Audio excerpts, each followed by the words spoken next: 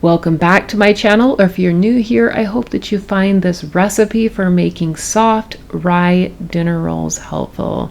Even if you're new to bread and roll making, I'm going to have you a roll making pro in no time at all. So this recipe starts by making a sponge. You mix together your liquid, a little bit of your yeast, and about half of your flour. This is going to be a stiff sponge, so you mix it together, cover it, let it sit for about an hour to 2 hours, and then once it's sat, you can see it looks like this here. Now, the reason for this is that I like to do it to hydrate my whole grain flours. It makes the doughs a lot more tender. And then once that sponge is done, it's very simple. All you do is you throw in the rest of your ingredients. You're going to mix this together. This can be done in a stand mixer like I'm showing you, or it can also be done by hand as well. You can knead this.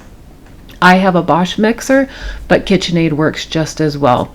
So the idea is that you mix this on medium speed or knead it until it's very smooth.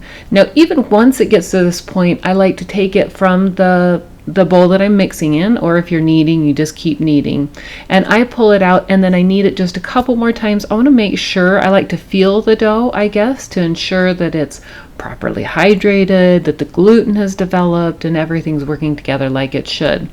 Once I've kneaded a little bit, what I'm going to do is I put it into a prepared bowl. You can, I spray mine with pan release, but you can also brush it with melted butter if you want. Cover it with plastic wrap like I did, or you can even use a damp kitchen towel. Leave this at room temperature until it's doubled. You can see this is what it looks like once it's doubled. It is so light, it's so fluffy. You know that this is when your dough is working like it should, especially for yeast doughs. And then at this point, once it's risen, what we're going to do is divide the dough. You could see the size of the dinner rolls that I made. Obviously, you can make these bigger or smaller, whatever size that you want. I'm using a bench knife to cut mine down. I think that this is the easiest way to do it. Once they're all cut, you're going to roll them into balls. I should have a video on this technique because there is a little science to this. But you roll it all into balls. You're going to put it onto your pan. Cover this pan, and then we're going to give it the second rise again.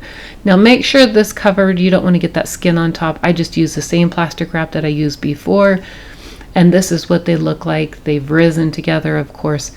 Now, one thing I need to mention is that you have to preheat your oven. These need to go into a hot oven. So at the tail end of that second rising time, my oven is always preheating. I also brush mine with egg wash. This is optional, but I love that beautiful sheen that it gives. And then I chose to do half poppy seed, half caraway seed. Obviously, you can top or not top these however you like. And then this is what they look like when they come out. They're golden brown. They're perfect. The smell is amazing. I wish that you could smell these through the screen. And then this is what they look like. They're soft. They're fluffy. My family enjoys these right out of the oven. Obviously, you can wait if you want. But one thing to note too, these don't have any preservatives in them. So it's not going to be like rolls that you buy from the store. You can't hold these for weeks on end and have them still be soft and fluffy. I really feel like these rolls are best within 48 hours. Now, I wanted to show you exactly how I enjoy my rolls. Plenty of butter, and then of course some type of preserve. This was a strawberry preserve. Don't forget to subscribe. You don't want to miss any new videos coming out.